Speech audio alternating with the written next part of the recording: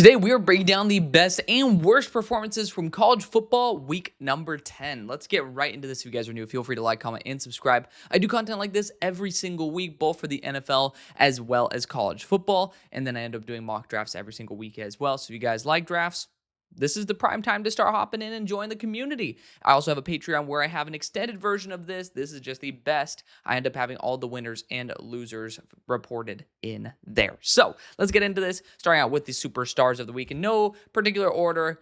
Gotta flex my guy Malachi Lawrence this past week. While UCF got their ass handed to them with hella BTA, belt to ass, by Baylor, Malachi Lawrence was a very, very good single performer for the UCF Knights. So this past week, an 85 defensive grade with 8 pressures and 2 defensive stops. This is somebody who I have in my top 10, someone who I believe in a ton.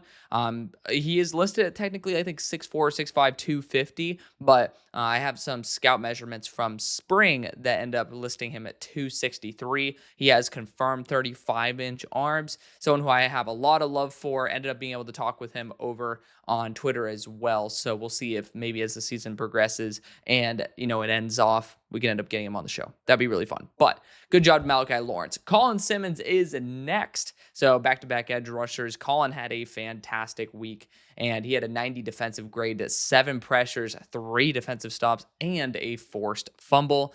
Another player that in 2027 can make an early come out and end up being a huge, huge asset for whatever team drafts him. So really excited to see how Colin Simmons ends up doing next year when he's actually draft eligible. Then let's talk about Eli Stowers, tight end for Vanderbilt. Even though Vandy has had some ups and some downs, he's been a really solid contributor for them. He was targeted 10 times, and he caught 7 catches for 146 yards and 2 touchdowns. He did have a drop as well, which usually disqualifies players from being on the superstars of the week list. But, I do think that is such a stellar performance for a tight end that I couldn't end up being like that to him. So shout out to Eli Stowers, a really good weapon. Again, just trying to figure out what exactly his role is going to be in the NFL. I was actually at this game. So Ahmad Moses is the first of 2 SMU Mustangs to be on the superstar of the week list. I got to be able to be in person. I have seasoned media credentials there, and, got the pleasure of being able to watch my SMU Mustangs beat the Miami Hurricanes in person. Did not expect for it to happen, but a huge reason why it did was Ahmad Moses. He's been, along with Isaiah Nkwobia, fantastic, underrated safety duo. One of the best in the entire country. Unsung praises for these guys. They have been incredible. This past week, an 84 defensive grade, 88 coverage grade, 4 defensive stops, targeted 5 times, allowing 3 receptions for 10 yards and 2 interceptions, including the game sealer. Technically not the game sealer, but because we ended up having to score a touchdown after. But because of him, we ended up being able to run the touchdown in with Harden. And then I think his last name's Harden, number 27, the running back. But that's beside the point. Ahmad Moses was a huge reason for that. Got to be able to be, probably like 15 feet away from where it happened. So the energy was crazy. If you guys have ever been on a football field during a game like this, you can just, the energy is amped up. If you're in the stands, you can feel some energy, but it's different when everybody in the stadium is yelling at you. Like, all the sound is coming right into there and, bouncing off the sides of the stadium. It's crazy. So really good experience there. But Ahmad Moses ended up elevating that a ton. He has been one of the most underrated players in all of college football this year. And then, of course, while I'm talking about something on the defensive side, I got to give Kevin Jennings his props. I do still think that he's a little bit more gimmicky. I love him to death. I mean, obviously, he's made my SMU Mustangs extremely competitive. I think in certain elements, kind of like Tua Tagovailoa-ish, he does have some drop off. And then last week he was on the duds of the list. So this is far from saying Kevin Jennings to the NFL is an absolute guarantee, but he makes some of the most incredible throws you'll ever see. And the reason I put him on the superstar list, because, you look statistically, 43 throws, 29 completions, 365 yards, 1 touchdown, 0 picks, 4 big-time throws, 0 turnover-worthy plays. I think there was one, but I'll talk about it in a second. He did have an 81% adjusted completion percentage versus Miami, 7 carries for 10 yards, a touchdown, and a fumble. Reason he's on here is because he ended up really messing up his ankle. And I literally saw him hop off the field on one leg. First off, great balance. I wish I had that. But secondly, I literally saw him go sit on the bench, writhing in pain, have a hard time putting any weight on that foot. Did not go into the blue tent, so they didn't shoot something into it. Like, he just ended up going back out there a play later and ended up making a really fantastic end to the game, running around doing all that. So incredible leadership, putting the whole entire team on his back, and getting the win for us was incredible. A lot of calls ended up being the reason why the game ended up going the way it is. And I'm not saying like the refs ended up like screwing us over or screwing the Miami over, but I'm just saying penalties happen in some pretty crucial times. It's not solely because of the play of the players. There was a 4th and 9 where Miami called a timeout, and then the defender ended up coming in and popping Kevin Jennings. And it's like, I don't know if we would have gotten those 9 yards. And then that, we ended up, of course, scoring that touchdown and game over. So there's a lot that ended up going to our victory versus the Hurricanes. But Kevin Jennings, the heart that he had was undeniable. Kyle Lewis, linebacker out of Pittsburgh, my linebacker 1 coming into the year. Of course, Arvell Reese. I don't even know if I can classify Arvell Reese as a linebacker anymore, but one of my favorite players in the entire country. 6'1", 220 is the only big concern with him, but flexible everywhere. And this past week, a 91 defensive grade, 2 pressures, 8 defensive stops, targeted 9 times, allowing 5 completions for 29 yards, had an interception and a pair of pass breakups. Kyle Lewis is just one of the most underrated players in the whole country. Not saying that he doesn't get his praises, because I think he was first team all ACC last year, but in terms of the draft community, in terms of the public, outside of the Pittsburgh fans, I think that he doesn't get enough appreciation over some of these other players. But really, really good player. We'll see if weight is going to be that big of an issue still. It's a big litmus test to see if talent, weight, what the ratio should be for somebody to be able to overcome that. Speaking of someone who doesn't have to have that issue, we got Austin Romaine, linebacker out of Kansas State. This dude statistically is off the charts. I mean, he's a 91 defensive grade, 3 pressures at 9 stops compared to 2 pressures at 8 stops I talked about before. He was targeted 1 time, allowing a reception for 4 yards. Did get an interception. I believe that was off of a tip. So, again, really good performance as a pass rusher, run defender, as well as in coverage. Got to give him credit where credit's due. I don't really know if he translates well to the NFL, but he does seem like one of those depth linebackers that you really do want to have for a long time. So that's really good to have. And then we have Jordan Marshall, running back out of Michigan. This is going to be kind of a little bit of a tarnished Justice Haynes legacy here, because Marshall comes in, I believe he's a true freshman, draft eligible 2028. And he comes in, runs the ball for 25 times, 185 yards, and 3 touchdowns with 8 missed tackles forced. Also caught a pass for 25 yards, so grand total 26 touches, 210 yards, and 3 touchdowns.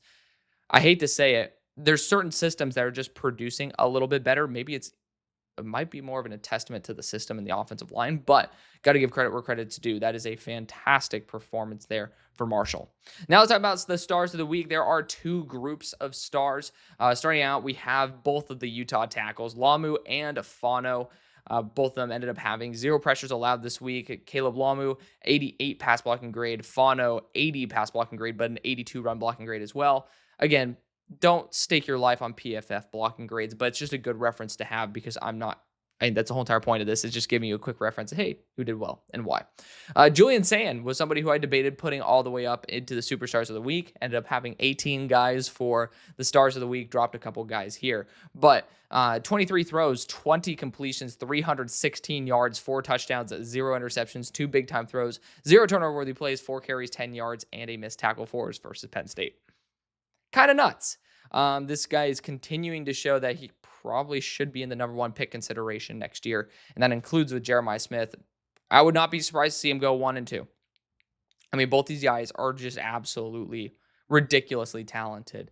And Julian Sand, I'm sure he still is kind of possibly kicking himself. And one of those was a throwaway, by the way. One of the 3 he did not complete was a throwaway. But yeah, Julian Sand, ridiculous. Then you got Sean Lee Jr., the cornerback out of Pitt. Pitt has some crazy defensive players. Got to give a shout out to their defensive system, how they're able to cultivate a culture as well as develop talent. 91 defensive grade, a defensive stop, targeted 3 times, allowing 0 completions, interception, and pass breakup. He was the other that ended up being dropped into the rest of the list. So really good job by Sean Lee there. Caleb Koss, defensive back for North Carolina, is next. 75 defensive grade, a defensive stop, targeted 3 times, allowing 1 completion for 8 yards and a pair of pass breakups. DJ Coleman, defensive back out of Baylor. Pretty sure this is not his first time on this list. I know it's not his first time in general on the list, but maybe on the video. I think this is like his second or third time this year. 75 defensive grade, a 3 defensive stops, targeted 6 times, like 3 completions, 25 yards, interception, pass breakups. And here's the thing, 25 yards allowed, 30 of those were after the catch. So I will just say, got to put it out there. It's not like he got burnt downfield. On top of that, you have Kenyatta Jackson, edge rusher out of Ohio State. Finally, he's breaking out. Probably going to be going back to school.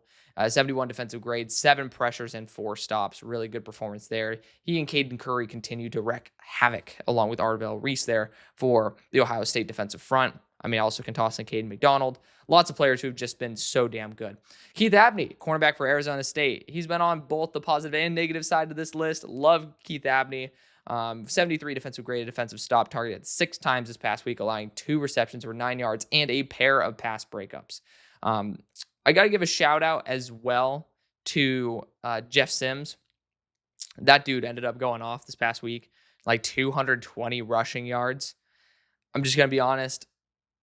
I mean, it's great to see him step up and like do some. I think he did a fantastic performance, and honestly, he probably should be on this list. The more I think about it, the more he should be on here. He is on the full list, so you guys can go feel free to check that out yourselves over on the Patreon. But for the video portion, I wanted to give him a little bit of a moment to give him a shout out. That guy ended up taking over when no one really thought he could, and ended up doing a fantastic job and got him the game, got him the win. So good job to him.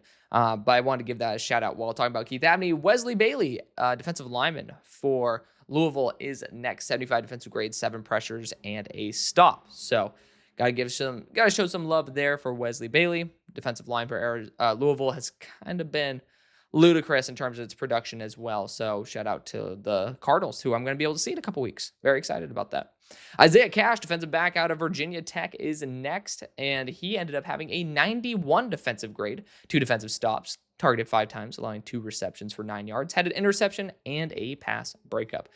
Virginia Tech always cultivates good defensive backs, so good to see another one continuing to pop off. Now let's talk about Howard Sampson, left tackle at Texas Tech. Yes, these are still the stars of the week. He had a 90 pass blocking grade with 0 pressures allowed this past week. Shout out to him.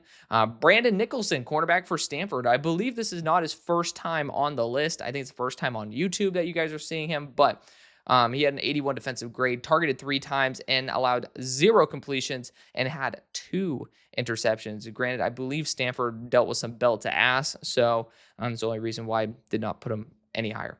Then you got Kingston Viliamu-Asa, linebacker for Notre Dame. Hello.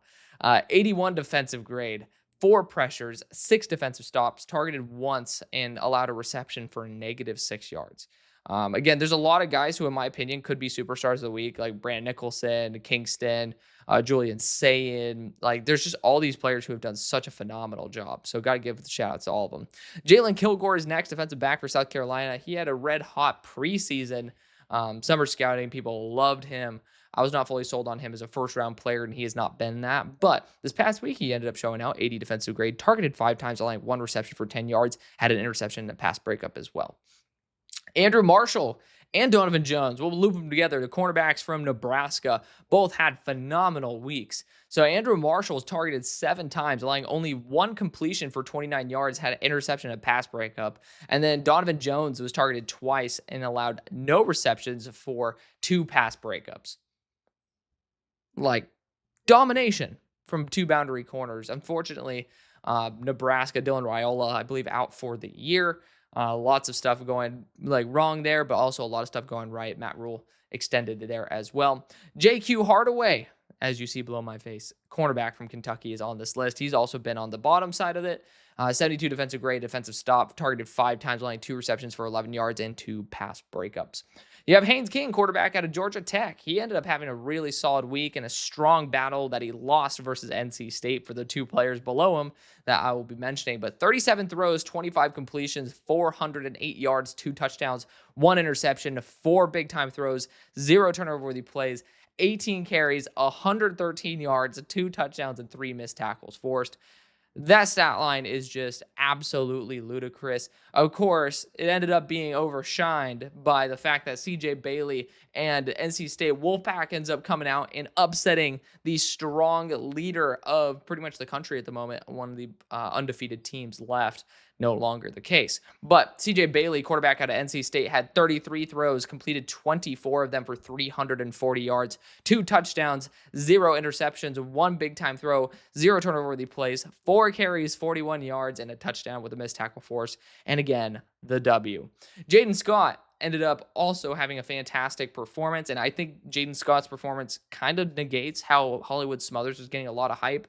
I thought Hollywood Smothers was kind of like a gadget back, and I'm surprised NC State's offensive line has been performing this well. Shout out to Jacarius Peak. His move to left tackle has been seamless. He added weight, and he has been very good. Teague Anderson ended up being a little bit of a liability for pressures this game, but, he's ended up being at least a solid replacement there as Jacarius ended up taking over a pretty big vacancy with Anthony Belton gone. But 24 carries, 196 yards, and a touchdown with 11 missed tackles forced, 2 targets, 2 receptions for 11 yards as well. Grand total 26 touches, 207 yards, and a touchdown. So really good performance there by Jaden Scott.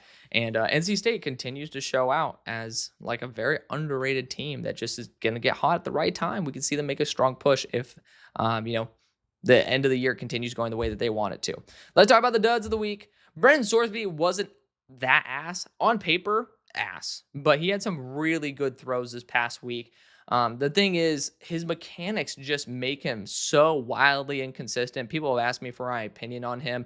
And I'm going to do like a pretty much near end of the year rankings for all these teams, for all these players as well. So you get to have the proper tape study on them and then see through the offseason who's declaring, who's going to be going to the Senior Bowl and stuff. And you get to see like how they end up performing that before having like my final evals. But Sorsby already has an eval, and you guys are asking about it. I'm not going to go into a full eval here. Obviously, not really the purpose of this show. The whole entire point is talking about his performance of the week. But basically, I see the splash plays. I think the velocity is inconsistent because of his mechanics. His mechanics are a little bit scary, but he does have that crazy arm angle, the little whip that he can do, and have a great velocity off his hand. But I do think that there's just a lot of inconsistency to his game, and the name of the game of the NFL is consistency. Much more than flash. But 11 completions on 33 throws. And so 33% completion percentage, 44.8% adjusted. That's for drops, throwaways. You need to see that number near the 70s. Not a good performance. 221 yards, a touchdown, and an interception. 1 big-time throw, 0 turnover-worthy plays, 4 carries, 23 yards, and a touchdown, but also had a fumble as well with a missed tackle forced. So, again, 2 turnovers, under 50% adjusted completion percentage in a loss. That was pretty embarrassing for Cincy. Just again, altogether, not really great. But we didn't really have that many guys who were like having really bad performances this past week. Again, you have to have draft stock to like be like a dud of the week. So Jake Golday starting out also was part of that loss. 61 defensive grade, 2 pressures, 3 defensive stops. Love that. But in coverage, 2 receptions allowed on 2 targets for 48 yards and a touchdown. Again, it was a pretty light week. I only had Preston Hodge and Brendan Sorsby being guys that I wanted to actually mention, but for the sake of the video, I talked about all the guys. There are actually no players on the Patreon that ended up having a losing grade outside of these guys. But AJ Harris, cornerback out of Penn State, he was targeted 3 times, allowed 3 receptions for 37 yards, 51 defensive grade. Not a bad performance. It's just you didn't do anything positive in a pretty bad loss where you'd hope maybe for a pass breakup here. And, it could have been worse. But again, he was somebody who was not designated for a video. It's just not that many people who have draft stock really did it that badly this week. Avion Terrell, very similar situation to A.J. Harris, 66 defensive grade, a pressured, 2 defensive stops, targeted 6 times, allowing 4 receptions, 44 yards, and a touchdown, but also a pass breakup. Julian Neal, the cornerback out of Arkansas, lots of cornerbacks today. 56 defensive grade, 2 defensive stops, targeted 7 times, allowing 4 receptions for 78 yards and a pass breakup. LaNorris Sellers, quarterback for South Carolina. The offensive line is a huge reason why he's sucking. But again, the processor is just not there. It's either transfer to a place that has a good offensive line or go to the NFL, sit for a year in LA, do whatever the fuck you want. But 29 throws, 15 completions, 176 yards, a touchdown, 2 interceptions, 2 big-time throws, 3 turnover-worthy plays, 9 carries, 34 yards, and a touchdown, and a fumble, 2 missed tackles forced. So not a fan of 4 turnovers, but again, not solely on his shoulders. Preston Hodge, defensive back out of Colorado, was on here. He actually was graded pretty highly by PFF with a 70 defensive grade, but he had 2 pressures and 3 defensive stops. Love how he performed in terms of, addressing pass rush as well as run defense. But he was targeted 6 times, allowing 3 completions for 120 yards and 2 touchdowns. Ultimately, if you're a defensive back, I think your number one job is to cover. DJ McKinney as well had a little bit of a tough day. Not a bad one. 60 defensive grade, a defensive stop, targeted twice, allowing 2 completions for 17 yards. And again, the touchdown is really what puts guys on this list. Darrell Jackson, defensive interior out of SSU. He's had a really good run stop rate. And, again, that doesn't necessarily equate to stops. Like run stop percentage versus run stops. It doesn't equate 1-to-1 in terms of how PFF grades it. But regardless, 61 defensive grade, without a pressure, without a stop. To me, I want to be able to see that, especially when FSU has some struggles. Damon Claiborne, last but not least, running back out of Wake Forest, is the final dud of the week. 15 carries, 43 yards, a fumble, missed tackle forced, targeted 3 times, getting 2 receptions for 16 yards. Bottom line, sub 3 yards per carry and a fumble. I know he's not 100% healthy, but you still got to put up because the NFL, you're not going to be 100% healthy 100% of the time. But that's going to be the video. Thank you so much for watching. Show and love you always do. I'll see you later. Peace.